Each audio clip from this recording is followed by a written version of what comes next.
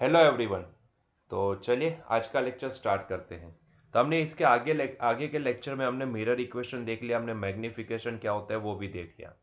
अभी हम यहाँ पे concave mirror and convex mirror के सामने अगर किसी अलग अलग लोकेशन पे ऑब्जेक्ट को प्लेस करते हैं तो उसकी इमेज कहाँ बन सकती है, वो कैसी होगी, रियल होगी या वर्चुअल होगी, इन्वर्टेड होगी या इरेक्ट होगी, मैग्निफिकेशन कैसा होगा। तो वो सारी चीजें हम यहाँ पे डिस्कस करने वाले हैं। ठीक है, तो पहले हम यहाँ पे कॉन्केव मिरर को डिस्कस करेंगे, अलग अलग लोकेशन पे ऑब्जेक्ट को रखेंगे और उसकी इमेज कहाँ पे बन सकती है वो प्रेडिक्ट करेंगे। ठीक है, मतलब कि इससे हमें क्या पता चलेगा।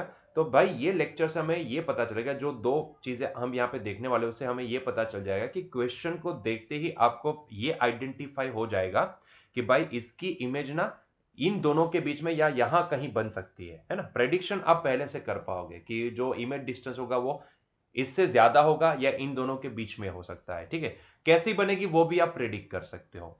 ठीक है, आसान तरीके से क्वेश्चन को देख के ही। ठीक है, तो चलिए पहले तो कॉन्केव मिरर की बात कर लेते हैं।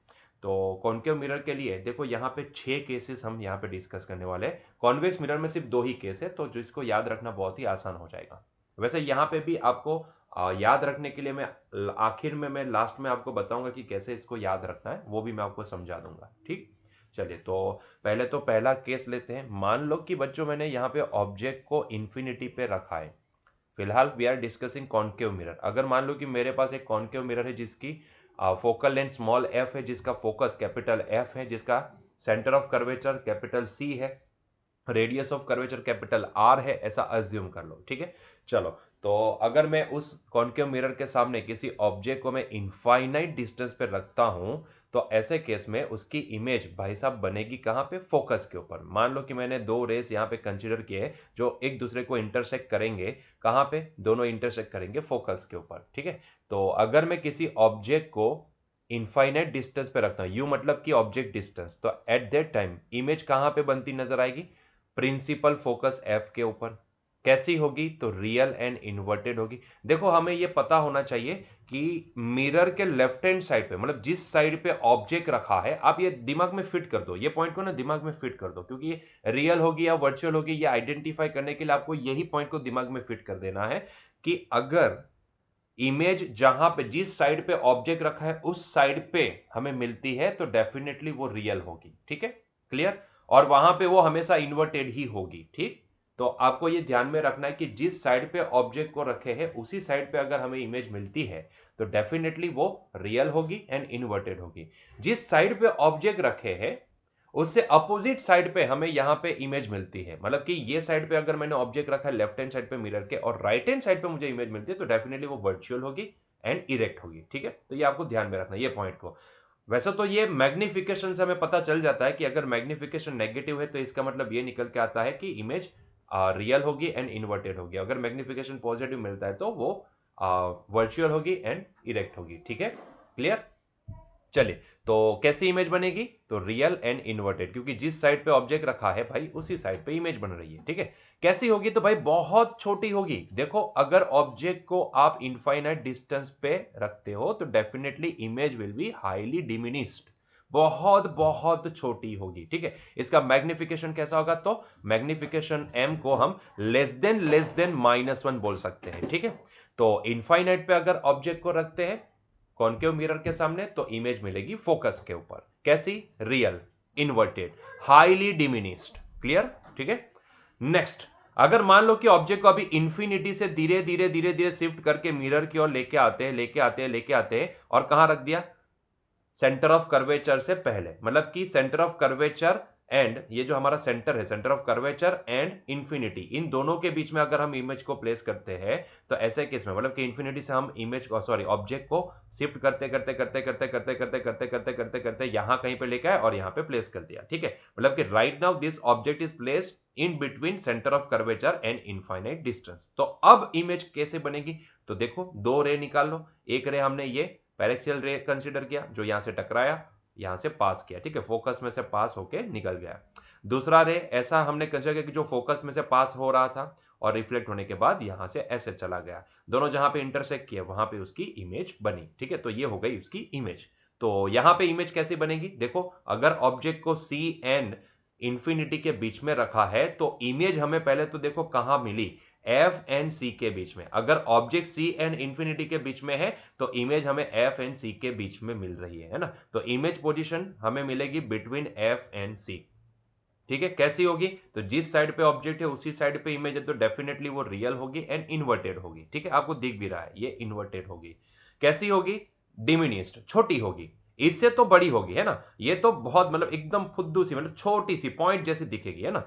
इससे तो बड़ी होगी, मतलब कि इमेज यहां से जैसे जैसे ऑब्जेक्ट इन्फिनिटी से सी की ओर आगे बढ़ा, वैसे वैसे इमेज देखो फोकस से सी की ओर आगे बढ़ी, है ना। इमेज शिफ्ट होना स्टार्ट हो गई, जैसे ऑब्जेक्ट को हम इन्फिनिटी से सी की ओर हम यहां पे शिफ्ट करना स्टार्ट किए, वैसे वैसे इमेज भी फोकस से हटके अभी सी की ओर शिफ्ट होना स्टार्ट हुई। और जैसे जैसे वो शिफ्ट हो रही है इमेज बड़ी हो रही है ना, बड़ी होती जा रही है ना। दिख रहा है आपको क्लियरली।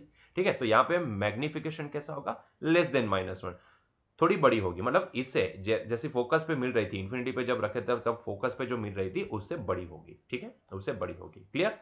तो ये हो गई बात centre of curvature and infinity के बीच में अगर ऑब्जेक्ट को रखे तो।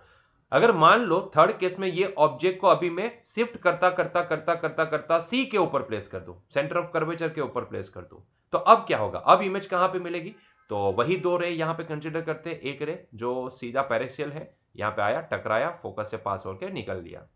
दूसरा रे कंसीडर किया था जो फोकस से पास होने वाला रे है, यहां से आया, टकराया और यहां से निकल लिया। ठीक है, पैरेलल बन के निकल लिया।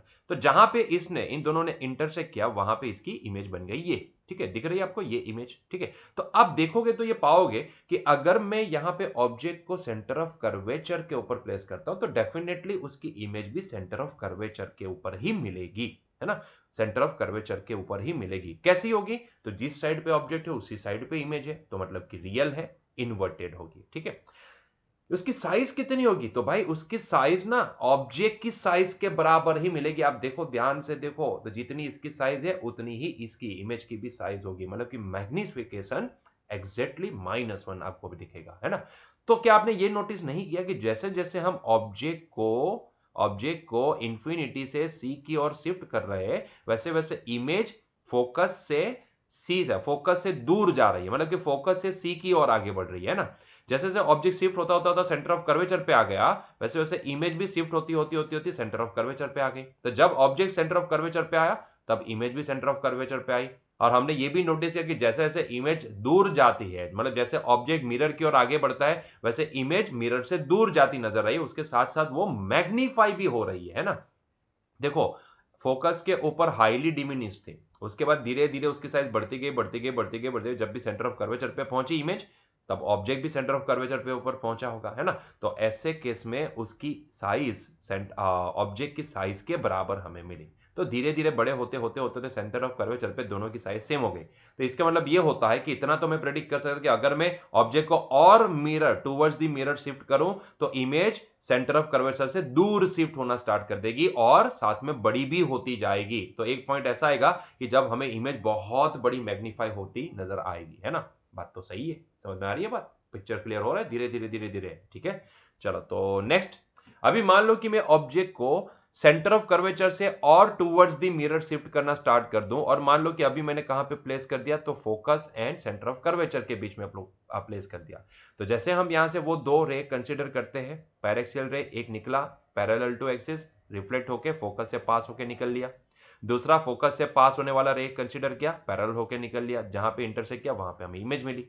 तो आप खुद ही देखो, तो जैसे ही हमने ऑब्जेक्ट को सी से एफ के बीच में रखा तो हमारी इमेज जो भी है वो सी से दूर हो गई, है ना, दूर दूर शिफ्ट होती नजर आई। ठीक है, तो इमेज कहां पे फॉर्म होगी, फार फ्रॉम सी, मतलब कि मैं ये बोल सकता हूं सी एंड इंफिनिटी के बीच में, इन्वर्टेड एंड रियल। ठीक है, सीधी सी बात है, जिस साइड पे ऑब्जेक्ट रखा है उसी साइड पे अगर इमेज मिल रही है तो वो रियल एंड इन्वर्टेड मिलेगी। ठीक है, और मैग्नीफाइड होगी। देखो, सेंटर ऑफ कर्वेचर पे दोनों की साइज सेम थी, मैंने अभी बताया कि जैसे हम ऑब्जेक्ट को सेंटर ऑफ कर्वेचर से टूवर्ड्स द मिरर शिफ्ट करेंगे तो इमेज सेंटर ऑफ कर्वेचर से या फिर away to the mirror shift होना स्टार्ट कर देगी, और जैसे जैसे वो शिफ्ट होती जाएगी वैसे वैसे वो मैग्नीफाई होती जाएगी। देखो, बड़ी हो गई, सेंटर ऑफ कर्वेचर पे दोनों की साइज सेम थी, इमेज एंड ऑब्जेक्ट, लेकिन अभी ये सेंटर ऑफ कर्वेचर को छोड़ दिया तो उससे दूर चली गई, तो अभी उसकी साइज बढ़ती नजर आएगी, है ना।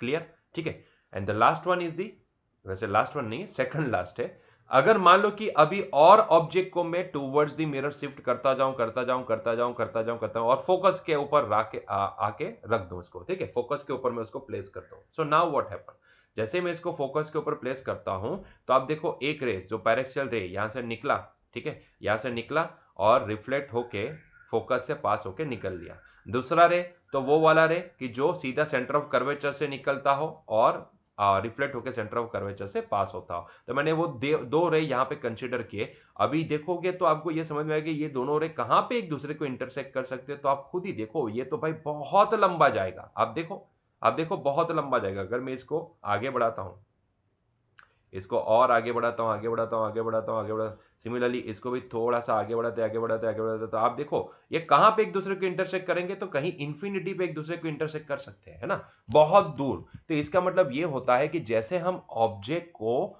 फोकस के ऊपर प्लेस करते हैं तो नाउ उसकी इमेज कहां पे फॉर्म होगी, इंफिनिटी पे। कैसी होगी, तो भाई जिस साइड पे ऑब्जेक्ट है उसी साइड पे हमें इमेज में लिए तो रियल एंड इन्वर्टेड होगी, है ना, और हाईली मैग्नीफाइड होगी, हाईली मैग्नीफाइड, है ना। मतलब कि एम मैग्निफिकेशन ग्रेटर देन -1 हम बोल सकते हैं। ये -1 क्यों, नेगेटिव क्यों आएगा मैग्निफिकेशन, क्योंकि हमें पता है कि इमेज कहां पे फॉर्म हो रही है, बिलो दी प्रिंसिपल एक्सिस, है ना, नीचे की डायरेक्शन में हमें फॉर्म होती नजर आ रही है, इसलिए ये मैग्निफिकेशन नेगेटिव होगा। ये हमें पता है कि अगर मैग्निफिकेशन नेगेटिव होता है तो वो इमेज रियल एंड इन्वर्टेड होती है, ठीक है, क्लियर। तो कहानी अब पूरी क्लियर हो गई। कहानी एकदम सिंपल है कि अगर हम ऑब्जेक्ट को इंफिनिटी पे प्लेस करें तो उसकी इमेज फोकस पे बनेगी, ठीक है। जैसे जैसे ऑब्जेक्ट को शिफ्ट करना स्टार्ट करेंगे टुवर्ड्स द मिरर तो इमेज भी away to the mirror shift होना स्टार्ट हो जाएगी, है ना। जैसे जैसे ऑब्जेक्ट को हम शिफ्ट करते करते centre of curvature and infinity के बीच में रखे तो इमेज हमें फॉर्म होती नजर आएगी focus and centre of curvature के बीच में, ठीक है। जैसे जैसे हम ऑब्जेक्ट को शिफ्ट करते करते करते करते सेंटर ऑफ कर्वेचर के ऊपर लेके आए तो इमेज अभी कहां पे शिफ्ट हो जाएगी, सीधी सेंटर ऑफ, मतलब शिफ्ट होती होती है वो भी सेंटर ऑफ कर्वेचर पे मिलेगी। जैसे ही ऑब्जेक्ट को और टूवर्ड्स द मिरर शिफ्ट करते जाते हैं और focus and centre of curvature के बीच में प्लेस करते हैं तो इमेज हमारी centre of curvature and infinity के बीच में कहीं पे मिलेगी। और जैसे हम उस ऑब्जेक्ट को शिफ्ट करते करते करते करते मान लो फोकस के ऊपर प्लेस कर दिए तो अभी हमें इमेज कहां पे शिफ्ट होती नजर आएगी, इंफिनिटी पे, है ना, हमें कहां पे मिलेगी, इंफिनिटी पे, ठीक है। तो पिक्चर क्लियर हुआ आपको कि ऑब्जेक्ट जैसे जैसे टूवर्ड्स दी मिरर शिफ्ट हो रहा है तो इमेज जो भी होगी उसकी वो away to the mirror shift होती नजर आएगी। जैसे जैसे आप इसको शिफ्ट करोगे तो इमेज ये डायरेक्शन में शिफ्ट होगी, आप इसको और शिफ्ट करोगे इमेज ये डायरेक्शन में शिफ्ट होगी। और इसमें साथ साथ खूबी ये दिखेगी आपको कि इमेज जैसे जैसे शिफ्ट हो रही है ना वैसे वैसे बड़ी भी हो रही है ना। इमेज जैसे जैसे शिफ्ट हो रही है तो away to the mirror shift हो रही है वैसे वैसे बड़ी भी हो रही है, मतलब मैग्नीफाई हो रही है ना। क्लियर हुआ यहाँ पे पॉइंट, ठीक है। तो बस इस तरीके से आपको इसको याद रखना है, ठीक है, बहुत ही आसान तरीका है ना याद रखने का।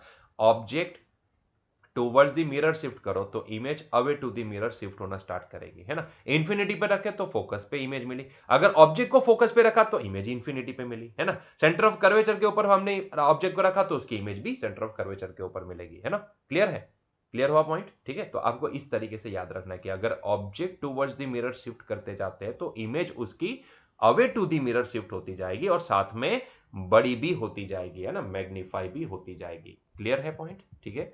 तो ये थे 5 केस उसके। तो सर ये लास्ट वन 6 1 क्या है, तो भाई उसमें क्या करेंगे, उसमें आप ध्यान से देखना, अभी हम ऑब्जेक्ट को ना फोकस एंड पोल के बीच में प्लेस करेंगे और जैसे ही हमने ऑब्जेक्ट को फोकस एंड पोल के बीच में प्लेस किया तो भाई साहब अभी इसकी इमेज जो भी है ना वो सीधी शिफ्ट हो जाएगी मिरर के अंदर, मतलब कि राइट हैंड साइड की साइड पे, है ना। तो बिहाइंड द मिरर हम इसको बोलेंगे। तो if I place the object in between the focus and pole then definitely I will get the image behind the mirror, ठीक है। तो मुझे मिरर के बिहाइंड, पीछे की अंदर की डायरेक्शन में मुझे मिरर के ये साइड पे राइट हैंड साइड पे मुझे इमेज उसकी नजर आएगी। और क्योंकि यहाँ पे ऑब्जेक्ट जो भी है उसके अपोजिट साइड पे मुझे इमेज मिल रही है तो डेफिनेटली वो कैसी होगी, रियल तो नहीं होगी, वो कैसी होगी, वर्चुअल होगी एंड इरेक्ट होगी, मतलब कि दोनों सेम डायरेक्शन में पॉइंट है, मतलब कि हमें यहाँ पे वो इन्वर्टेड नजर नहीं आएगी, है ना। इरेक्ट का मतलब होता है वही सेम, मतलब कि सीधी ही इमेज हमें मिलेगी, है ना, जैसा ऑब्जेक्ट है वैसी सीधी इमेज उसकी मिलेगी, उल्टी नहीं मिलेगी, ठीक है, क्लियर, ठीक है। तो ये वर्चुअल होगी एंड इरेक्ट होगी और काफी ज्यादा मैग्नीफाई हुई होगी, है ना, तो मैग्नीफाइड इमेज हमें मिलेगी। और अगर मैग्निफिकेशन देखें तो वो ग्रेटर देन +1 होगा, ठीक है, ग्रेटर देन 1 होगा, +1, क्योंकि अब तक सारे जो थे वो मैग्निफिकेशन नेगेटिव मिल रहे थे, क्योंकि इमेज हमें इन्वर्टेड मिल रही थी, अभी इमेज इरेक्ट मिल रही है, तो इसका मतलब ये होता है कि मैग्निफिकेशन पॉजिटिव होगा, ठीक है, और काफी ज्यादा बड़ी इमेज हमें मिलेगी। तो उसको भी ड्रॉ करने के लिए आप कोई भी दो रे पसंद कर लो। एक तो पैरेक्सियल रे मैंने ले लिया, ठीक है, निकला, रिफ्लेक्ट होके फोकस से निकल लिया, और दूसरा वही सेंटर ऑफ कर्वेचर वाला रे कि भाई निकला और रिफ्लेक्ट उसी पाथ को ट्रेस करते हुए सेंटर ऑफ कर्वेचर से निकल लिया। जैसे हम इन दोनों को मतलब पीछे प्रोजेक्शन लेंगे उसका और जोड़ेंगे तो हमें यहां कहीं पे इमेज फॉर्म होती नजर आएगी, ठीक है। तो आप देख सकते हो कि ये जो लास्ट वन जो भी केस है, मतलब कि कॉन्केव मिरर के लिए अगर फोकस एंड पोल के बीच में अगर ऑब्जेक्ट को रखा जाए तो डेफिनेटली इसकी इमेज बिहाइंड द मिरर मिलेगी, वर्चुअल होगी, क्योंकि साइड अभी चेंज हो चुकी है। जहां पे ऑब्जेक्ट है उस साइड पे हमें इमेज नहीं मिल रही है, हमें इमेज दूसरी साइड पे मिल रही है, तो मतलब कि वो वर्चुअल होगी, इरेक्ट मिलेगी और मैग्नीफाइड होगी। और कैसी होगी? मैग्निफिकेशन पॉजिटिव होगा। क्लियर? तो this is all about concave mirror. तो इसका मतलब यह हुआ कि इतने 6 केस को अगर आप याद रख सकते हो तो डेफिनेटली क्वेश्चन को देख के ही आप इमेज का लोकेशन तो आइडेंटिफाई कर ही लोगे, ठीक है। अगर मैं आपको बोलता हूं कि मैंने ऑब्जेक्ट को curvature, centre of curvature and infinity के बीच में रखा है, तो डेफिनेटली आपका आंसर आएगा कि सर तो इमेज फोकस एंड कर्वेचर के बीच में मिलेगी, है ना। अगर मैं आपको बोलूं कि सर सॉरी कि मैंने ऑब्जेक्ट को इंफिनिटी पे रखा, तो डेफिनेटली तुरंत आप जवाब दोगे सर उसकी इमेज फोकस के ऊपर मिलेगी। अगर मैं बोलूं कि ऑब्जेक्ट को मैंने फोकस के ऊपर रखा है, तो आपका जवाब तुरंत आएगा कि अगर ऑब्जेक्ट फोकस पे है तो इमेज इंफिनिटी पे, मतलब कि इमेज मुझे उसकी इंफिनिटी पे मिलेगी। सो यहां से आप एटलीस्ट आइडेंटिफाई कर सकते हो, यहां से आप एटलीस्ट आप इतना तो प्रेडिक्ट कर सकते हो कि भाई इमेज जो भी होगी वो कहां पे लोकेट हो सकती है कॉन्केव मिरर के केस में, ठीक है, क्वेश्चन को पढ़ के ही। उसी तरीके से कॉन्वेक्स मिरर के लिए भी हम डिस्कस कर लेते हैं। यहां पे सिर्फ दो ही केस है, ठीक है, दो ही केस हमारे पास अवेलेबल है, तो उसको हम देखेंगे। तो अगर हम ऑब्जेक्ट को कॉन्वेक्स मिरर के सामने प्लेस करते हैं तो यहाँ पे दो केस बनेंगे। या तो हम ऑब्जेक्ट को इंफिनिटी पे प्लेस करें, मान लो अगर मैंने यहाँ पे ऑब्जेक्ट को इंफिनिटी पे प्लेस किया है, तो उसमें से एक रे हमने ये कंसिडर किया, दूसरा रे हमने, दोनों पैरेक्सियल पैरेक्सियल रे ही कंसिडर किए, तो दूसरा रे हमने ये कंसिडर किया। ये आया, रिफ्लेक्ट होकर चल लिया, ये आया, रिफ्लेक्ट होकर चल लिया। जब मैंने दोनों को प्रोजेक्शन दोनों का प्रोजेक्शन पीछे की डायरेक्शन में खींचा, तो मुझे नजर आया कि भाई तब इमेज कहां पे बनती नजर आई? फोकस के ऊपर बनती नजर आई, है ना। तो यहां पे अगर if we place the object at infinity in front of convex mirror, तो definitely its image will formed on the focus, ठीक है। देखो ये केस दोनों में सेम रहेगा, इंफिनिटी पे अगर ऑब्जेक्ट को प्लेस करते हो तो इमेज आपको फोकस पे नजर आएगी, चाहे वो कॉन्केव हो या कॉन्वेक्स हो, ठीक है। दोनों केस में आपको अगर ऑब्जेक्ट को इंफिनिटी पे प्लेस किया है तो आपको इमेज फोकस के ऊपर नजर आएगी। यहां पे देखने वाली बात यह होती है कि कॉन्वेक्स मिरर के केस में हमें हमेशा इमेज वर्चुअल एंड इरेक्ट ही मिलती है, वर्चुअल एंड इरेक्ट। आपने देखा होगा कॉन्वेक्स मिरर, अगर आपने देखा है सोसाइटी के बाहर बड़ा सा एक मिरर लगा होता है ना, व्हीकल को आने जाने के लिए देखने के लिए, या फिर आप किसी शोरूम से बाहर निकलते हो या सर्विस सेंटर से, कार का सर्विस सेंटर होता है वहां से बाहर निकलते हो, तो एक बड़ा सा आपको एक मिरर दिख जाएगा, है ना। अरे वो छोड़ो, आपके व्हीकल में भी तो लगा होता है। व्हीकल में आप बोलोगे सर हमारे व्हीकल में तो प्लेन मिरर लगता है, तो भाई आप चाहो तो कॉन्वेक्स मिरर भी लगा सकते हो, ठीक है। तो वहां पे आप देखोगे तो कई कार ऐसी है कि जिसके अंदर अभी कॉन्वेक्स मिरर आते हैं, ठीक है, छोटा सा कर्व आपको दिखता है मिरर के अंदर। तो या फिर सोसाइटी में तो देखा ही होगा, बड़ा सा एक मिरर लगा होता है सोसाइटी के गेट के बाहर, गेट के पास, ठीक है। तो वो जो मिरर होता है वो कॉन्वेक्स मिरर है, ठीक है। तो उसमें हमें हमेशा इमेज जो भी है वो मिरर के बिहाइंड, मतलब कि अंदर की साइड पे दिखती है, पहली चीज। और दूसरी चीज, जो ऑब्जेक्ट होता है वैसी ही हमें इमेज, मतलब कि इरेक्ट इमेज हमें मिलती है, और वो वर्चुअल होता है, वो रियल नहीं होता है, वो वर्चुअल इमेज होती है। क्लियर है? ठीक है। तो कॉन्वेक्स मिरर के केस में हमेशा हमेशा आप ध्यान देना, हमेशा हमें इमेज जो भी है वो स्क्रीन के अंदर, मतलब कि सॉरी स्क्रीन बोल गया, मिरर के अंदर हमें मिलती है, मतलब कि वो वर्चुअल होगी मिरर के ये साइड, क्योंकि ऑब्जेक्ट ये साइड पे है एंड इमेज हमें मिरर के अंदर वाली साइड पे मिल रही है, तो साइड चेंज हो गई, तो ये वर्चुअल मिलेगी, इरेक्ट होगी, सीधी ही दिखती है हमेशा, है ना। तो ये हमें ध्यान में रखना है, ठीक है। तो मतलब कि अगर आपने नोटिस किया तो आपको ये नजर आएगा, जब भी व्हीकल पे जाते हो और अगर आपके व्हीकल पे जो मिरर लगा है व्हीकल के वो क्या बोलते हैं, ग्लास के ऊपर, ठीक है, और जो साइड मिरर होते हैं वहां पे अगर कॉन्वेक्स मिरर लगा है, तो डेफिनेटली अगर कोई ऑब्जेक्ट दूर है ना, तो वो आपको बहुत ही छोटा दिखेगा। अगर मिरर के अंदर देखो तो आपको ऐसा नहीं दिखेगा कि वो ऑब्जेक्ट मतलब कि ऑब्जेक्ट जो भी है वो अपना लोकेशन चेंज कर रहा है, आपको उतना ही दिखेगा, मतलब छोटा सा एकदम फुद्दू सा छोटा सा दिखेगा। दूर से एक ट्रक आ रही है, एकदम दूर है, तो आपको वो पॉइंट जैसा दिखेगा, मतलब कि ऐसा मान लेंगे कि उसके लिए वो ऑब्जेक्ट फिलहाल इन्फिनिटी पे है ना। तो ऐसे केस में हमें उसकी जो इमेज फॉर्म होती नजर आएगी वो फोकस के ऊपर फॉर्म होती नजर आएगी, मतलब वो बहुत ही छोटी होगी, वर्चुअल होगी, इरेक्ट होगी, हाईली डिमिनिश होगी, इसीलिए हमें वो ऑब्जेक्ट बहुत ही छोटा दिखेगा, बहुत छोटा दिखेगा, ठीक है। एंड एम उसके लिए लेस देन +1 होगा, क्योंकि यहाँ पे मैग्निफिकेशन पॉजिटिव होगा, बहुत ही छोटा दिखा इसलिए मैग्निफिकेशन बहुत ही छोटा मिला हमें, ऐसा बोल सकते हैं, ठीक है। लेकिन जैसे ही मैं अभी यहाँ पे ऑब्जेक्ट को पोल से मैं मतलब कि यहाँ पे हम ये बोल सकते हैं पोल के सामने एक्सिस के ऊपर कहीं पे भी रखें, ठीक है, इन्फिनिटी को छोड़ के बीच में कहीं पे भी रखते हो, तो ऐसे केस में डेफिनेटली आपको इमेज ना बिटवीन पोल एंड एफ, मतलब कि पोल एंड एफ के बीच में कहीं पे मिलेगी, है ना। तो इन्फिनिटी पे इन्फिनिटी पे हमें फोकस पे मिलती है, और जैसे जैसे ऑब्जेक्ट को आप टूवर्ड्स द मिरर शिफ्ट करना स्टार्ट करोगे तो इमेज अभी फोकस से टूवर्ड्स द मिरर शिफ्ट होना स्टार्ट कर देगी। तो यहां पे भी आपको ये ध्यान में रखना है कि image towards the mirror shift होती है ना, ये उल्टा देखना है, ऑब्जेक्ट भी टूवर्ड्स द मिरर तो इमेज भी टूवर्ड्स द मिरर शिफ्ट होती नजर आएगी, ठीक है। तो ऐसे केस में अगर आप इन्फिनिटी को छोड़ के ऑब्जेक्ट को पोल के सामने एक्सिस के ऊपर कहीं पे भी प्लेस करते हो तो definitely you will get the image between P and F, मतलब कि पोल एंड एफ के बीच में आपको कहीं पे इमेज मिलेगी, ठीक है। और उसके लिए आप कोई भी दो रे कंसिडर कर सकते हो, एक मान लो कि पैरेक्सियल रे ले लिया, तो वो यहाँ पे आया, रिफ्लेक्ट होके चल लिया, ठीक है। इसका प्रोजेक्शन लोगे तो वो फोकस में से पास होता नजर आएगा। उसी तरीके से दूसरा रे हमने लिया वो सेंटर ऑफ कर्वेचर वाला, कि भाई रे निकला, रिफ्लेक्ट होकर वापस वही सेंटर ऑफ कर्वेचर को ट्रेस करता हुआ निकल लिया, लेकिन इसका सेंटर ऑफ कर्वेचर यहाँ पे होगा तो प्रोजेक्शन लेना पड़ेगा, प्रोजेक्शन लेंगे तो वो सेंटर ऑफ कर्वेचर से पास होगी वो लाइन। तो ये दोनों जहां पे एक दूसरे को इंटरसेक्ट करते हैं वहां पे इसकी इमेज यहाँ पे कहीं पे बनी हुई नजर आएगी, ठीक है, यहीं पे कहीं नजर आएगी, ठीक है। तो आप देखोगे तो ये भी मतलब कि ये साइड पे, अंदर की साइड पे इमेज फॉर्म हुई है तो वर्चुअल होगी, इरेक्ट होगी, डिमिनिस्ड होगी, छोटी होगी, इमेज छोटी होगी, मैग्निफिकेशन छोटा होगा, ठीक है। हाँ, इसके जैसा नहीं कि एकदम पॉइंट ऑब्जेक्ट जैसा दिखेगा, नहीं, उससे थोड़ी बड़ी इमेज हमें दिखेगी। इसका मतलब ये होता है कि जैसे जैसे ऑब्जेक्ट और करीब आएगा वैसे वैसे इमेज यहाँ पे और करीब, स्क्रीन के और करीब आती, मिरर के और करीब आती नजर आएगी, है ना। और धीरे धीरे वो भी मैग्नीफाई होती नजर आएगी, ठीक है। तो इसका मतलब ये होता है कि कॉन्वेक्स मिरर के केस में दो केस ही है, इन्फिनिटी पे रखो तो फोकस के ऊपर इमेज मिलती है, बहुत ही छोटी मिलती है, वर्चुअल इरेक्ट दोनों केस में वर्चुअल मिलती है, इरेक्ट मिलती है ना। और अगर मैं एक्सिस पे कहीं और रखता हूं, कहीं पे बीच में कहीं पे भी रख दो, ऐसा यहाँ पे सेंटर ऑफ कर्वे, क्योंकि इसका सेंटर ऑफ कर्वेचर वगैरह फोकस वगैरह तो ये साइड पे है ना, मिरर के अंदर की साइड पे, तो वहां पे तो जाके ऑब्जेक्ट रख नहीं सकते, ऑब्जेक्ट को सामने ही रखना पड़ेगा बाहर की साइड पे, तो सिर्फ दो ही केस बन सकते हैं। यहाँ पे ऐसा नहीं था, यहाँ पे उसका सेंटर ऑफ कर्वेचर फोकस वगैरह सारे जो भी थे वो ये साइड पे थे, तो वहां पे हमारे पास बहुत सारे केसेस पॉसिबल थे। यहाँ पे ऐसा नहीं है, इसका सेंटर ऑफ कर्वेचर, इसका फोकस सारी चीजें ना मिरर के अंदर है, अंदर की साइड पे है ना, इनसाइड द मिरर।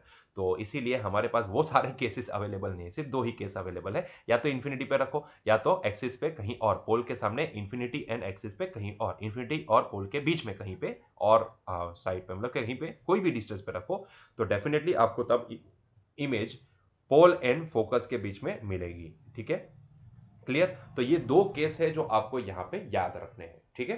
तो अगर ये सारी चीजें समझ में आ चुकी है तो डेफिनेटली अभी हम इसके रिलेटेड कोई भी क्वेश्चन को देखेंगे तो डायरेक्टली प्रेडिक्ट कर लेंगे कि भाई हाँ इसकी इमेज यहां पे हो सकती है ना।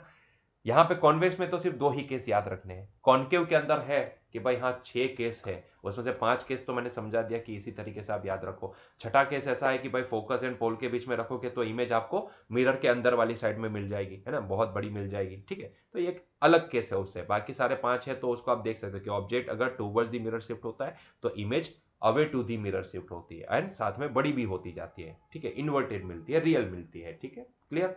चलिए तो अभी इसके रिलेटेड क्वेश्चन भी सॉल्व कर लेते हैं। देखो एग्जांपल 9.4 क्या बोला गया है, चलो देखो। तो क्वेश्चन में बोला है suppose while sitting in A parked car you notice a jogger approaching towards you in the side view mirror of r is equals to 2 meter. If the jogger is running at a speed of 5 meter per second, how fast the image of the jogger appear to move when the jogger is 39 meter, 29 metre and 19 metre and 9 metre away, ठीक है। चलो इसका answer देते हैं। चलिए तो सवाल ना एकदम रियलिस्टिक दिया गया है। आपको बोला गया कि एक जॉगर है जो 5 मीटर पर सेकंड की कांस्टेंट स्पीड से भाग रहा है ना, तो वो जॉगिंग करता करता आगे आ रहा है, आगे आ रहा है, आगे आ रहा है। और कोई एक बंदा है जो पार्क कार है उसमें बैठा है और उसके साइड मिरर में उसको देख रहा है, ठीक है। अभी यहाँ पे आपको एक चीज नोटिस करनी है कि जो जॉगर है उसकी स्पीड जो भी है वो कांस्टेंट स्पीड दी गई है, मतलब कि वो कांस्टेंट 5 मीटर पर सेकंड की स्पीड से भाग रहा है। मतलब कि इसका मतलब ये हुआ कि वो 1 सेकंड में कितना डिस्टेंस ट्रैवल कर सकता है, 5 सेकंड, सॉरी 5 मीटर। 5 मीटर पर सेकंड का मतलब क्या होता है, पर सेकंड 5 मीटर का डिस्टेंस वो ट्रैवल करेगा, है ना। तो मुझे यहाँ पे समझ में आज आ गया है कि भाई उसकी जो स्पीड है उससे मुझे इतना समझ में आता है कि 1 सेकंड में वो 5 मीटर काटेगा, तो 2 सेकंड में 10 मीटर काटेगा, 3 सेकंड में 15 मीटर काटेगा। तो मुझे इसके जो डिस्टेंस काटने की जो स्पीड है ना वो मुझे यहाँ से मिल चुकी है। ठीक है, चलो वो तो पैसे भी दिया गया है भाई, मैंने कुछ अलग नहीं बोला है, ठीक है। अभी होता क्या है कि जब वो जॉगर 39 मीटर पे, मतलब कि जो मिरर है उससे 39 मीटर पे होगा, फिर 29 मीटर पे आएगा, करीब आता है, तो फिर उसके बाद 19 मीटर पे, एंड फिर जब 9 मीटर ही दूर होगा मिरर से, तब ये चारों केस में आपको ये बताना है कि उसकी जो इमेज होगी, जो मिरर के अंदर जो इमेज होगी, वो कितनी तेजी से, मतलब कि आपको मूव होती नजर आएगी, है ना। वो कितनी तेजी से आपको मूव होती नजर आएगी वो आपको पता करना है। जॉगर की मूव होने की स्पीड आपको दी गई है, आपको इमेज की मूव होने की स्पीड यहां पे पता करनी है, ठीक है। इमेज की मूव होने की स्पीड आपको यहां पे पता करनी है, ठीक है।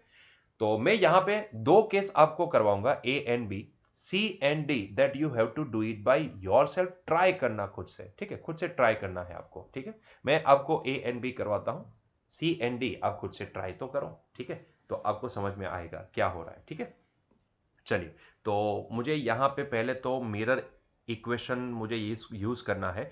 अभी एक चीज मैं आपको बता दूं कि भाई कार के अंदर जो मिरर यूज होता है, अगर आपको पता नहीं है तो भाई अभी याद रख लो कि कार के अंदर हमेशा कॉन्वेक्स मिरर यूज होता है, ठीक है। तो कार के अंदर हम कॉन्वेक्स मिरर यूज होंगे करेंगे। तो यहाँ पे सीधी सी बात है कि this mirror is, side mirror of car is always convex. तो मैं पहले तो ये पॉइंट लगा देता हूं यहाँ पे कि साइड मिरर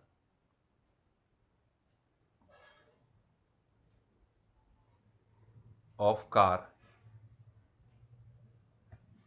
is convex,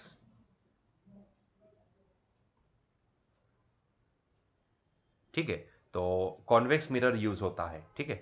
चलो पहले पहला केस सॉल्व करते हैं। तो पहले केस में आपको यह बोला है कि जब भी जॉगर 39 मीटर पे होगा तब इमेज कितनी स्पीड से आपको शिफ्ट होती नजर आएगी, है ना। मतलब कि जॉगर तो कांस्टेंट 5 मीटर पर सेकंड से मूव हो रहा है टूवर्ड्स द मिरर, मिरर की नजदीक आ रहा है, तो उसकी जो इमेज होगी वो कितनी तेजी से नजदीक आती आपको लगेगी, है ना। तो उसकी इमेज जो भी है वो मिरर के कितने तेजी से, कितने मिरर के अंदर कितनी तेजी से शिफ्ट होती नजर आएगी, ठीक है, कंपेयर टू जॉगर। तो ये आपको यहाँ पे बताना है, ठीक है। तो पहले तो ये पता कर लेते हैं कि जब जॉगर 39 मीटर पे होगा तब उसकी इमेज कहाँ पे फॉर्म होगी, ठीक है। देखो मेरा आइडिया क्या है, सिंपल है कि भाई मैं क्या करना चाहता हूँ, मैं इमेज की स्पीड निकालना चाहता हूँ ना। तो मैं एक काम करता हूँ, ये 39 मीटर को हम पकड़ते हैं, ठीक है। मान लो कि अभी फिलहाल जॉगर 39 मीटर पे है, ठीक है, ये जॉगर है और उसकी इमेज कहीं पे बनी होगी, मुझे नहीं पता है कितना डिस्टेंस पे बनी है, तो यहाँ कहीं पे उसकी इमेज होगी। लेट्स से कि यहाँ पे उसकी इमेज बनी है, ठीक है, यहाँ पे इमेज बनी है। अभी जैसे जॉगर आगे बढ़ेगा, बीच में मिरर है यहाँ पे, ठीक है। तो जैसे जॉगर आगे बढ़ेगा, मान लो क्योंकि उसकी स्पीड पता है, तो 1 सेकंड के बाद वो कोई डिस्टेंस पे पहुंचागा, तो 1 सेकंड पहले वो, अभी फिलहाल वो 39 मीटर की दूरी पे है, तो आफ्टर 1 सेकंड हो सकता है कि उसमें से एक, उसने 5 मीटर डिस्टेंस कम कर दिया है ना, वो टूवर्ड्स द मिरर आगे बढ़ रहा है, तो 39 में से 5 को हटा दो, तो 1 सेकंड के बाद 39 में से 5 को हटाएंगे तो 34 मीटर की दूरी पे होगा। मतलब कि जॉगर चला 1 सेकंड में 5 मीटर, तो हो सकता है कि इमेज भी उसके सामने उतनी ही 1 सेकंड में कुछ डिस्टेंस चली होगी, है ना। तो बस यही करना है हमें कि 1 सेकंड में हम क्या करते हैं कि पहले 39 मीटर पे इमेज, अभी ये इमेज कितना चली 1 सेकंड के अंदर, ठीक है, उसकी स्पीड पता करनी है ना। तो उसके लिए हम क्या करेंगे, 1 सेकंड में इमेज भी कुछ चली होगी, मान लो कि पहले यहां पे थी, अभी यहां पे पहुंची है ना, आईडेस जो उसका दूसरा लोकेशन है। तो हम क्या करते हैं, हम इमेज की स्पीड पता करना चाहते हैं। तो मुझे इतना तो समझ में आ गया कि भाई अभी फिलहाल जॉगर 39 मीटर पे है, अवेट मिरर से 39 मीटर पे, 1 सेकंड में वो अभी 34 मीटर पे होगा, है ना।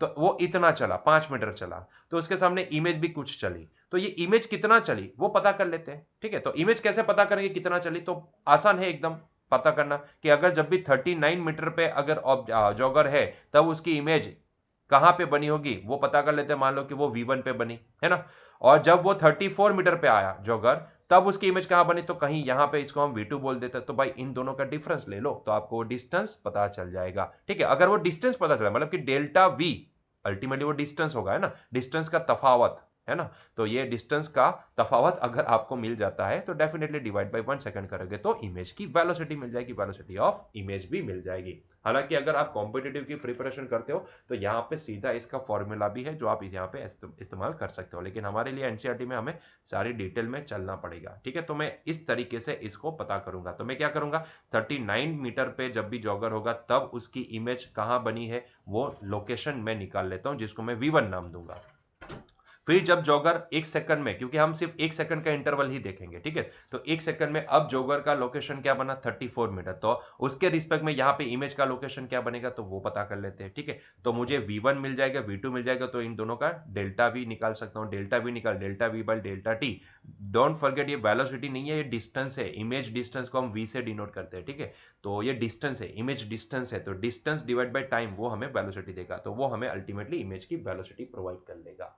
ठीक है, चलिए तो इसको सॉल्व करते हैं। तो पहले हम क्या करते हैं, पहले हम यहां पे व्हेन ऑब्जेक्ट इज, अभी ये जॉगर है वो मेरे लिए तो ऑब्जेक्ट ही होगा ना, तो when object is at U1 distance, तो पहले जो उसका लोकेशन है 39 मीटर का उसको हम U1 बोल देते हैं। ठीक है, तो इसको सीधे से अगर ऐसे समझाए तो ये U1 होगा और 1 सेकंड में ये चलता चलता यहां पे पहुंचेगा तब हमें एक नया लोकेशन मिलेगा U2। ठीक है, जॉगर का ये हमारा मिरर है,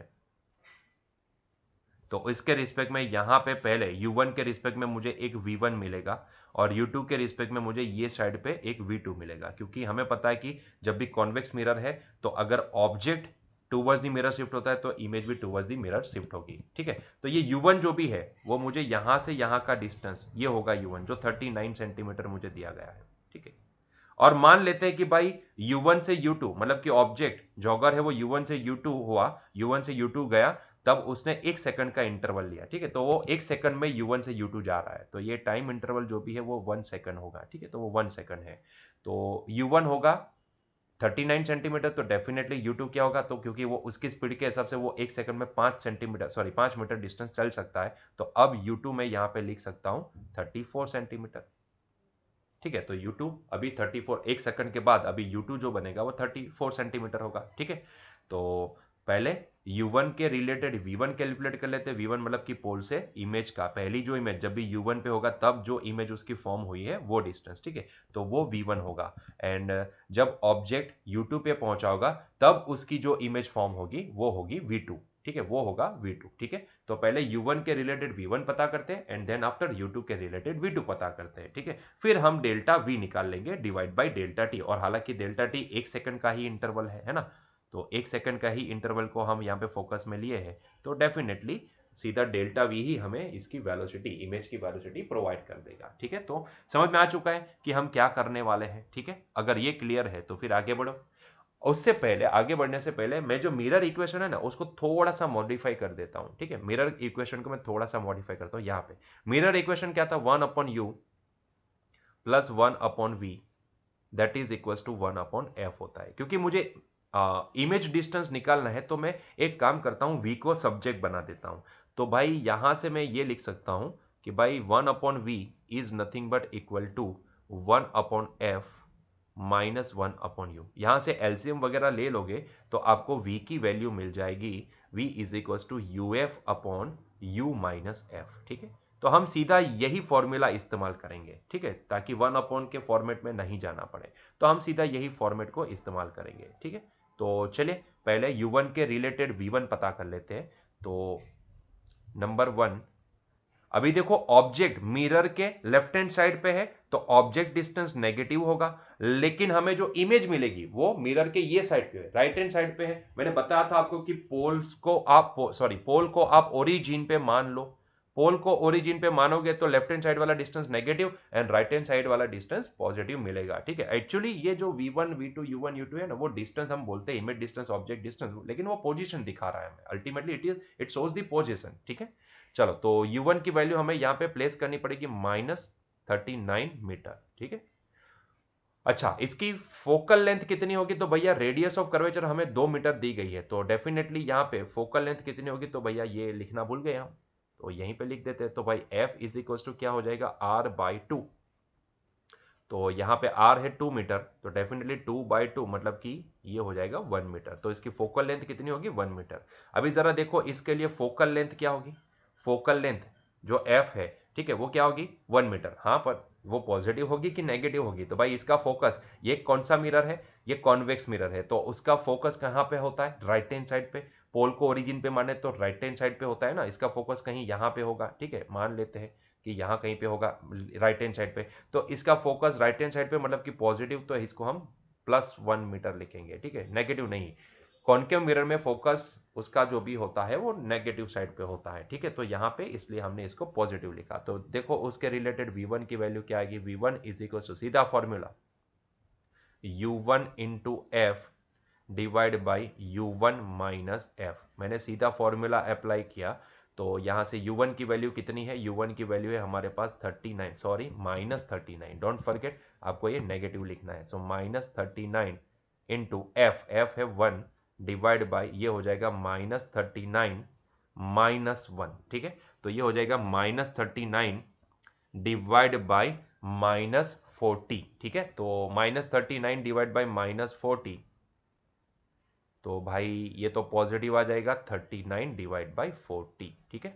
तो u1 पे जब जॉगर होगा तब उसके रिलेटेड यहां पे जो भी उसकी इमेज बनेगी वो कहां बनेगी, तो वो इमेज बनेगी v1 के ऊपर, और यहां कहीं पे इसका फोकस होगा ना, यहां कहीं पे इसका फोकस होगा राइट हैंड साइड पे, ठीक है। तो तब इमेज कहां बनेगी, v1 के ऊपर, और वो लोकेशन हमने निकाल लिया।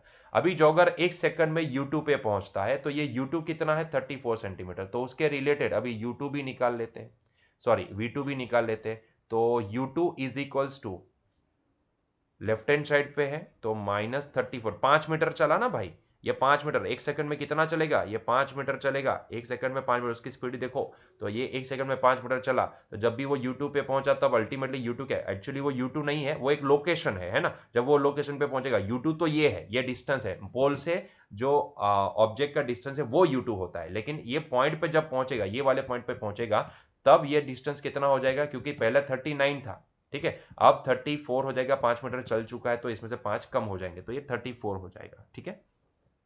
तो ये u2 हम लिखेंगे -34 मीटर। फोकल लेंथ तो चेंज नहीं होगी, तो मतलब कि वो तो 1 मीटर की 1 मीटर ही रहेगी, तो उसके रिलेटेड इमेज भी शिफ्ट होगी टूवर्ड्स द मिरर। मान लो कि वो यहाँ पे पहुंची है, तो अभी इसके रिलेटेड v2 कितना होगा, इसके रिलेटेड v2 डिस्टेंस कितना होगा, तो पोल से v2 डिस्टेंस, पोल से जहां पे ये इमेज फॉर्म हुई ये पॉइंट पे, ठीक है, तो ये इतना डिस्टेंस हो जाएगा v2। तो अभी ये डिस्टेंस कितना होगा, तो ये डिस्टेंस के लिए अभी वापस वही फॉर्मूला इस्तेमाल करते हैं, v2 is equals to again u2 into F divide by u2 minus F, ठीक है। ये सारी कहानी कितनी सेकंड में हो रही है, 1 सेकंड के इंटरवल में हो रही है, ठीक है। तो u2 की वैल्यू हम यहाँ पे प्लेस करेंगे -34, और f तो 1 ही है, ये हो जाएगा -34 -1, तो कुल मिला के देखेंगे तो ये हो जाएगा -34 divide by -35। So ultimately it is the 34 + 34 divide by 35 metre, ठीक है। तो चलो हमें यहां से भाई v1 एंड v2 मिल चुका है, ठीक है। तो u1 के रिलेटेड इमेज v1 पे बनी थी, एंड u2 जब जॉगर 5 मीटर काटने के 1 सेकंड में 5 मीटर ट्रैवल करने के बाद जब u2 34 बन जाता है, तब उसके रिलेटेड इमेज डिस्टेंस हमें ये इतना मिलता है, ठीक है। तो मतलब कैसा बोल सकते हैं कि जॉगर 1 सेकंड में यहां से यहां शिफ्ट हुआ, इतना शिफ्ट किया, तब उसके रिस्पेक्ट में उसकी इमेज मिरर के अंदर 1 सेकंड में यहां से यहां शिफ्ट हुई है ना। तो कितनी शिफ्ट हुई, शिफ्टिंग कितना हुआ, तो डेल्टा वी के बराबर, तो बस वही उसकी वेलोसिटी होगी। तो इमेज वेलोसिटी में यहां से सीधी लिख सकता हूं, image velocity of that image is nothing but equal to delta V by delta T. भाई साहब कितने इंटरवल में हुआ ये, 1 सेकंड में, ठीक है। डेल्टा वी कितना, तो फाइनल माइनस इनिशियल, है ना, फाइनल माइनस इनिशियल, आप ऐसा कर लो, ठीक है। तो आप इस तरीके से देखना चाहते हो तो इस तरीके से, या फिर आपको उसकी मीटर पर सेकंड सीधी लिखनी है, क्योंकि फाइनल माइनस इनिशियल करोगे तो आपको ना वेलोसिटी नेगेटिव मिलेगी, वैल्यू नेगेटिव आएगी, वो इंडिकेट करेगी कि ऑब्जेक्ट के रिस्पेक्ट में इमेज अपोजिट डायरेक्शन में शिफ्ट हो रही है, ठीक है। लेकिन अगर आपको प्लस वैल्यू लिखनी है, आपके एनसीईआरटी के हिसाब से यहाँ पे जो लिखा है वो v1 माइनस v2 लिखा है इन्होंने, है ना, तो हम लेंगे v1 माइनस v2, ठीक है, ये हो जाएगा डेल्टा v1 कितना है, तो भाई हमारे पास वो डिस्टेंस है 39/40 माइनस v2 कितना है, तो भाई 34/35। यहां से आप एलसीएम वगैरह ले लोगे, अभी डिवाइड में 1 लिखने की जरूरत नहीं है, तो आप यहां से वैल्यू वगैरह कैलकुलेट करोगे तो डेफिनेटली यू विल गेट, यहां पे एलसीएम वगैरह लोगे तो 40 मल्टीप्लाई बाय 35, तो 70 एंड 7 4 1400 एलसीएम निकल के आएगा, तो ये हो जाएगा 1365 माइनस 1360 डिवाइड बाई 1400, तो कुल मिला के देखोगे तो आपको ये आएगा आंसर 5/1400, मतलब कि 1/280 मीटर पर सेकंड, ठीक है। तो this is the velocity of image, ठीक है, एक बार आप भी कैलसी में कैलकुलेट कर लीजिएगा। उसी तरीके से अगर केस नंबर 2 को देखा जाए, मतलब कि बी, सी एंड डी आपको खुद से ट्राई करना है। तो अगर मैं यहाँ पे केस नंबर बी देखता हूँ, तो केस नंबर बी में हम क्या देखेंगे, ध्यान से देखो। तो केस नंबर बी में आपको अभी ऑब्जेक्ट 29 मीटर पे बोला गया है। तो अगर ऑब्जेक्ट 29 मीटर पे है और 1 सेकंड में वो 5 मीटर चलेगा, ठीक है, तो 29 में से हम 5 को निकाल देंगे तो हमारे पास बचेगा 24 मीटर, ठीक है। तो u1 इज इक्वल टू 29 लेंगे, u2 इज इक्वल टू 24 लेंगे, और u1 के रिस्पेक्ट में v1 क्या आएगा, u2 के रिस्पेक्ट में v2 क्या आएगा, वो भी हम पता कर लेते हैं, और उसी तरीके से हम वो क्वेश्चन को भी कंप्लीट करते हैं, ठीक है। देखो आप चाहो तो इसको delta we v2 minus v1 बोल सकते हो, लेकिन v2 माइनस v1 बोलोगे, अगर यहाँ पे v1 माइनस v2 की जगह पे v2 माइनस v1 करोगे तो आपको ये आंसर नेगेटिव आएगा, और ये नेगेटिव एक्चुअल में कुछ इंडिकेट करता है, ऐसा नहीं है कि नेगेटिव आंसर नहीं आता, नेगेटिव आंसर आएगा, क्योंकि इसका इंडिकेशन ये होगा कि ऑब्जेक्ट ये डायरेक्शन में आगे बढ़ रहा है तो इमेज ये उसके अपोजिट डायरेक्शन में आगे बढ़ रही है, इसीलिए आपको वो आंसर नेगेटिव आएगा। लेकिन आपके एनसीईआरटी में यहाँ पे हमें सॉल्यूशन के अंदर जो भी है वो पॉजिटिव बोला, मतलब v1 माइनस v2 बोला है, तो हम उसको कंसिडर करते हैं, ठीक है, सिर्फ इमेज को देख रहे हैं, ठीक है। चलो, तो इसी तरीके से अभी u1 क्या लेंगे, u1 इज इक्वल टू पहला केस इसमें, तो यहाँ पे u1 इज इक्वल टू, अभी हम लेंगे u1 is equal to -29 metre, क्योंकि ऑब्वियसली ऑब्जेक्ट जो भी है वो मिरर के सामने वाले साइड पे है, मतलब कि 29 मीटर, ठीक है, u1 29 मीटर, और फोकल लेंथ जो भी है वो 1 मीटर है, क्योंकि वो राइट हैंड साइड पे है पोल से, तो पॉजिटिव एक्सेस पे है, इसलिए पॉजिटिवली है, ठीक है। तो इसके रिलेटेड v1 क्या आएगा हमारे पास, तो v1 का फॉर्मूला भाई वही u1 into F upon u1 minus F, तो यहाँ पे हम वैल्यू प्लेस करते हैं तो ये -29 इंटू 1 डिवाइड बाई -29 माइनस 1, तो ये हो जाएगा 29/30, ठीक है। So this is the 29/30 metre. उसी तरीके से मान लो कि वो 1 सेकंड में 5 मीटर चला, 1 सेकंड में 5 मीटर चला और यहां पहुंचा, तब अभी नया u2 क्या बनेगा, तो -24 मीटर बन जाएगा, ठीक है। सो ये अब बन जाएगा 24 मीटर, ठीक है। उसी तरीके से आगे जैसे हमने ये वाला पॉइंट सॉल्व किया, उसी तरीके से यहाँ पे भी देखते जाएंगे, तो u2 इज इक्वल टू अभी होगा -24 मीटर, और फोकल लेंथ वही 1 मीटर की, ठीक है। तो उसके related v2 is equal to क्या हो जाएगा, तो फॉर्मूला वही u2 into F divide by u2 minus F, that is equals to -24 into 1 divide by, sorry ये ऑटो से में चला गया, 1 डिवाइड बाई -24 माइनस 1, तो ये हो जाएगा 24 डिवाइड बाई 25 मीटर, ठीक। चलो, तो मतलब कि ऑब्जेक्ट 5 मीटर 1 सेकंड में 5 मीटर चला, तो उसके सामने इमेज भी 1 सेकंड में v1 से v2 हुई है ना, v1 से v2 चली, ऐसा v1 से v2 नहीं, v1 खुद एक लोकेशन दिखा रहा है ना पोल से, और v2 बट ये बोलेंगे कि इमेज यहां से यहां चली है ना, यहां से यहां चली 1 सेकंड के अंदर, बस वो कितना चली डिवाइड बाय लगने वाला टाइम, मतलब कि इमेज की वेलोसिटी यहाँ पे क्या होगी, इमेज की वेलोसिटी हम लगाएंगे वही formula delta we upon delta T यहाँ पे 1 सेकंड है, सो यहाँ पे डेल्टा वी मतलब कि हमें यहाँ पे v1 माइनस v2 लेना है, so V1 minus V2 divide by 1 second, that is equals to, अगर मैं इसको V1 की वैल्यू प्लेस करता हूं तो ये हो जाएगी 29/30 माइनस 24/25 डिवाइड बाई 1। तो ध्यान से देखोगे तो यहाँ पे आपको 20, 30 एंड 25, तो हमारे पास यहाँ पे एलसीएम निकल के आएगा 750, ठीक है। सो 750 एलसीएम नहीं, मतलब कि 30 × 25, तो 750 टोटल ले लेते हैं, और जो भी कैंसिल होना है वो हो जाएगा। तो यहाँ पे 29 मल्टीप्लाई बाय 25 करेंगे तो ये वैल्यू हमारे पास निकल के आएगी 725 माइनस 720 डिवाइड बाय 750, ठीक है, that is equals to, it is 5/750, और आप इसको देखोगे तो ये वैल्यू हो जाएगी 1/150 मीटर पर सेकंड। सो इमेज की स्पीड सॉरी, इमेज की स्पीड हमें मिली 1/150 मीटर पर सेकंड। क्या आपने एक चीज नोटिस की, क्योंकि यहाँ पे ना आपको finally how fast the image of the jogger appear to move when the jogger is, मतलब कि जैसे जैसे वो जॉगर आगे बढ़ता है, देखो यहाँ पे एक चीज आपने नोटिस की कि जॉगर की स्पीड कांस्टेंट है, लेकिन इमेज की स्पीड आप देखो धीरे धीरे धीरे, जब वो 39 मीटर से मूव हो रहा था ऑब्जेक्ट, मतलब कि जॉगर जो भी वो 39 मीटर पे था, तब हमें इमेज की स्पीड मिली थी 1/280, कम वैल्यू है ना। लेकिन उसके सामने जब भी वो 29 मीटर पे पहुंचा जॉगिंग करता करता करता, तब इमेज की स्पीड हमें 1/150 मिली, ठीक है। तो आप देखो इमेज की स्पीड इंक्रीज हो रही है, और इमेज की स्पीड आपको वेरिएबल दिख रही है ना, इंक्रीज हुई 1/280 से अभी 1/150 हुई, तो वैल्यू इंक्रीज हुई है ना।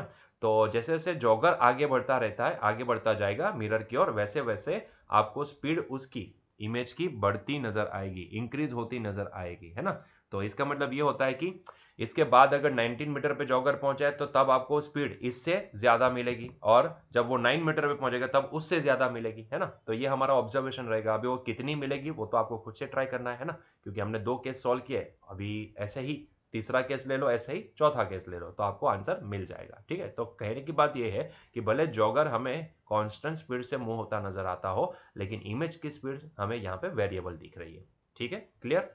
चलिए तो नेक्स्ट क्वेश्चन की ओर आगे बढ़े, ठीक। चलो, ये बाकी का जो 2 है वो आपको होमवर्क में करना है, ठीक है। तो आप खुद से ट्राई करो, कोशिश तो करोगे एटलीस्ट, कुछ भी तो नहीं है, सिंपल ही तो है। तो ये भी आपको होमवर्क में लेना है, ये भी आपको होमवर्क में देखना है, ठीक है। चलो तो नेक्स्ट क्वेश्चन की ओर आगे बढ़ते हैं। तो देखो क्वेश्चन में क्या बोला गया है।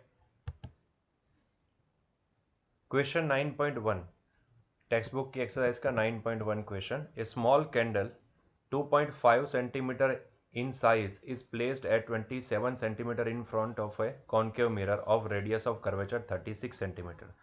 देखो यहाँ पे radius of curvature r 36 centimetre दिया गया है, तो इसका मतलब ये होता है कि फोकल लेंथ इसकी कितनी होगी r/2, मतलब कि 18 सेंटीमीटर,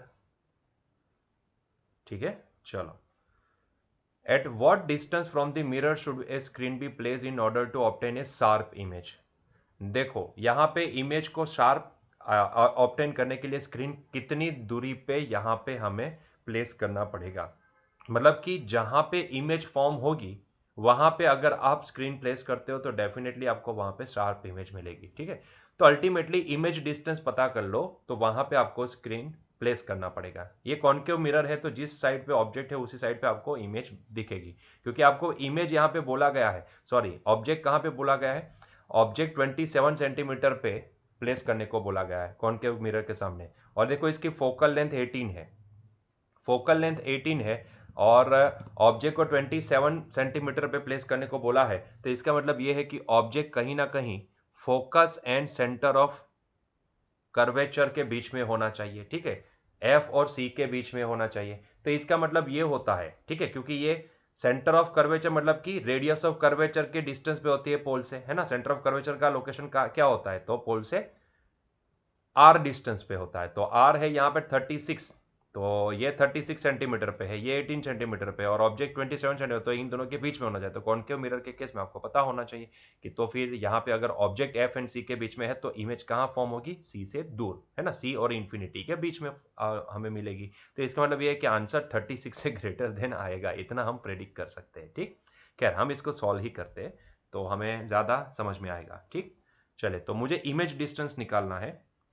तो वंस अगेन वापस वही फॉर्मूला इस्तेमाल करता हूँ, ये वाला v is equal to u f upon u minus F. ठीक है, तो मैं सीधा अभी ये फॉर्मूला इस्तेमाल करता हूँ, वो मिरर इक्वेशन ही है एक्चुअली।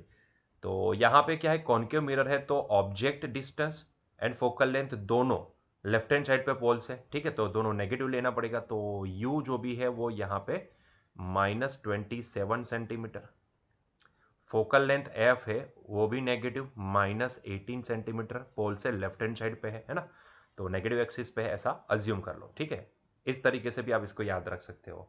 तो वापस वही formula, u f upon u minus f, v is equals to u f upon u minus F. ठीक है, तो मैं फॉर्मूला लगा देता हूँ यहाँ पे, तो देखते हैं क्या आंसर निकल के आता है। तो v is equals to u f upon u minus F.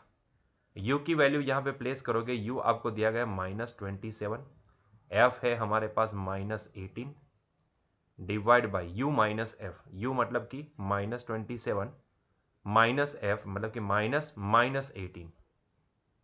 तो अगर हम यहाँ पे ध्यान दें,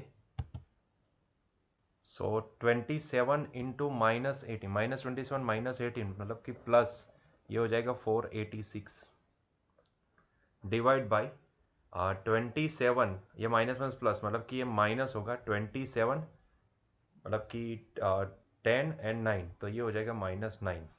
सो अल्टीमेटली 486 डिवाइड बाई 9 करेंगे तो हमें आंसर मिलेगा 54, -54 centimetre.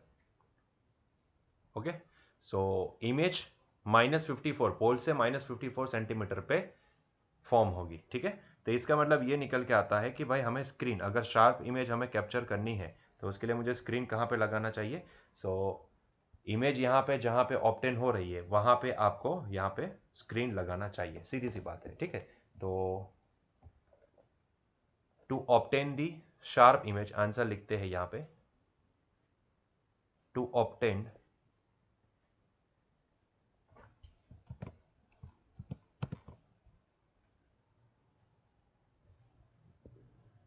sharp image,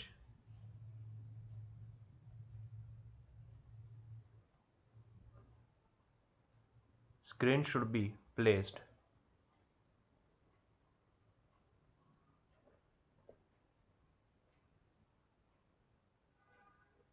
screen should be placed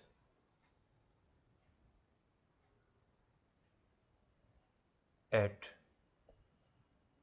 54 centimetre from पोल।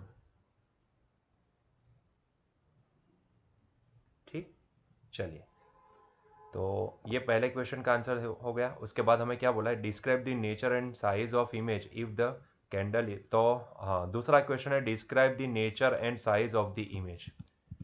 तो मतलब कि यहाँ पे हमें मैग्निफिकेशन की बात करनी है अल्टीमेटली, और मुझे पता है कि भाई ये वाला केस ऐसा है कि एफ एंड यू के बीच में अगर आप प्लेस करते हो ऑब्जेक्ट को तो डेफिनेटली यहाँ पे इमेज रियल होगी, इन्वर्टेड होगी एंड एनलार्ज होगी। ठीक है, क्योंकि ये सी से आगे जा रही है ना, तो मैग्निफिकेशन आप चाहो तो यहाँ पे कैलकुलेट भी कर सकते हो, मैग्निफिकेशन अगर कैलकुलेट करना है तो कर लो। तो अगर मैं यहाँ पे मैग्निफिकेशन कैलकुलेट करता हूँ तो मैग्निफिकेशन क्या होता है, m is equal to -v/u, so it is -v/u। अच्छा, यहाँ पे v की वैल्यू क्या है, -54 डिवाइड बाय u की वैल्यू -27, सो इट इज, आप देखोगे तो -2, आंसर हमारे पास निकल के आएगा -2। ठीक है, सो मैग्निफिकेशन देखो -2 का हुआ है, तो इन्वर्टेड नेगेटिव आया मतलब कि इन्वर्टेड, और ये हमें पता भी है वैसे कि कॉनकेव मिरर के केस में इमेज कैसी फॉर्म होती है, तो इन्वर्टेड होती है। ठीक है, तो real the image will be, image is real, inverted and enlarged. ठीक है, तो ये हमने आंसर दे दिया।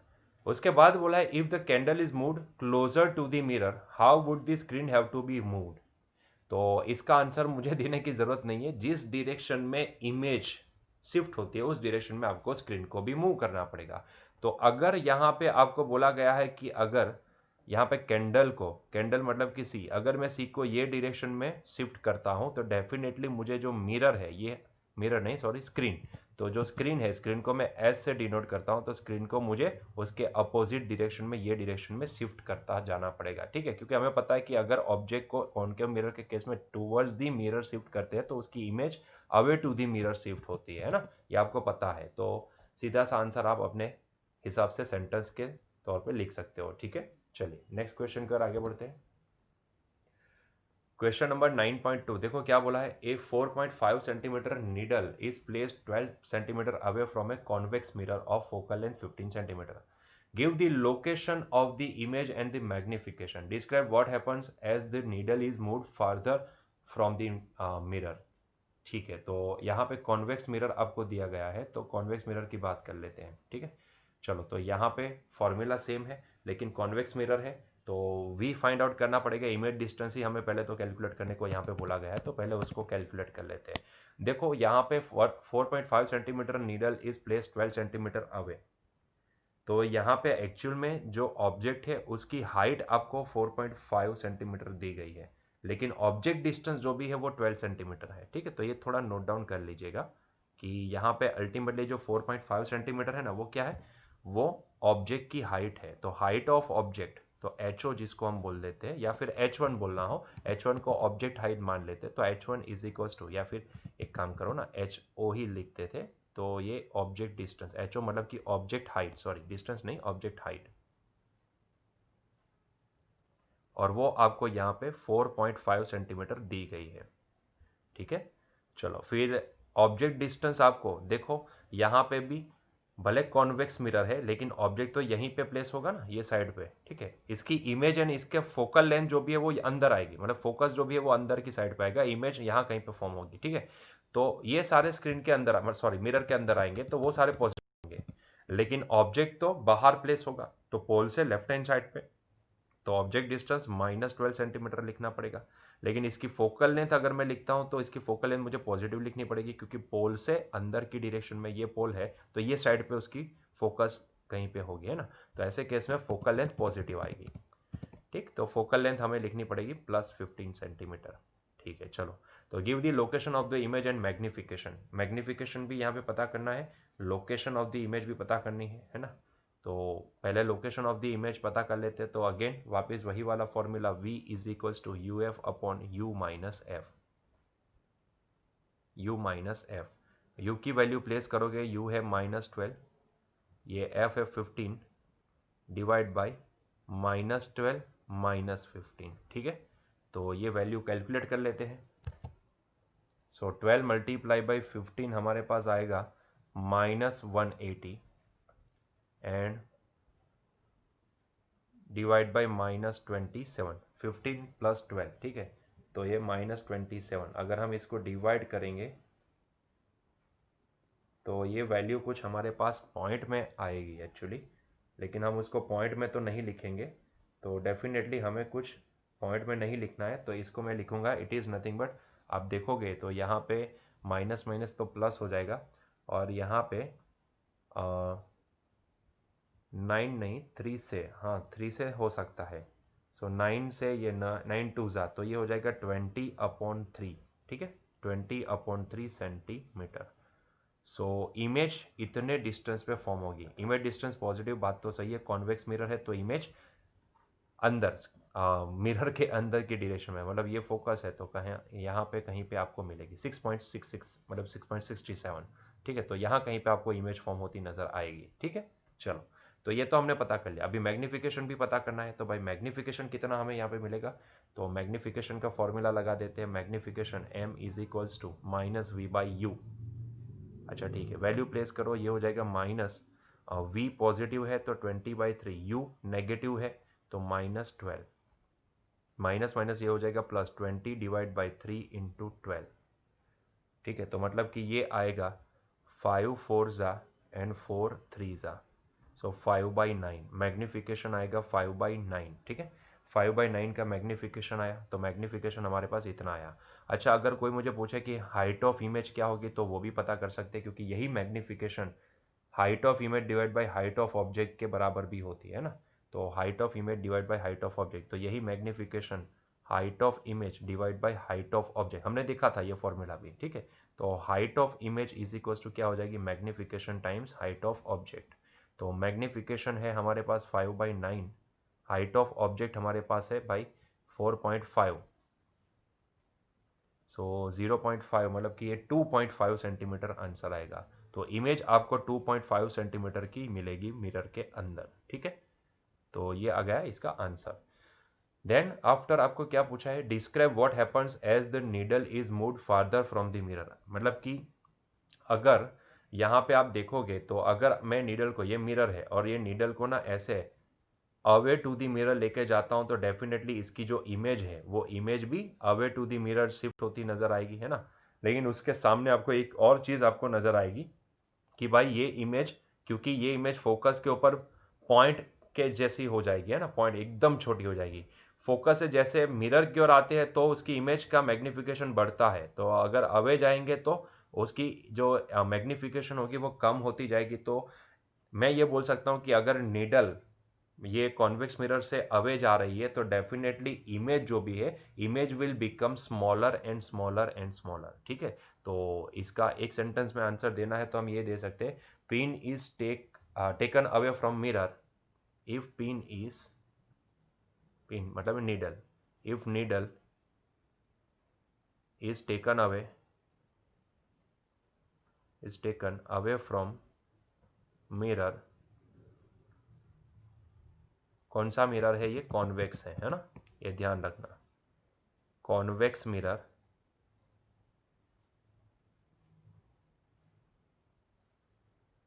then image will become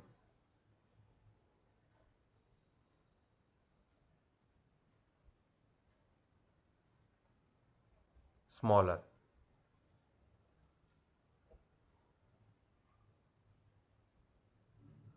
ठीक, क्लियर। तो चलिए यहीं पे हमारा आज का लेक्चर एंड करते हैं, मिलते हैं नेक्स्ट लेक्चर में। Till that enjoy your day, bye.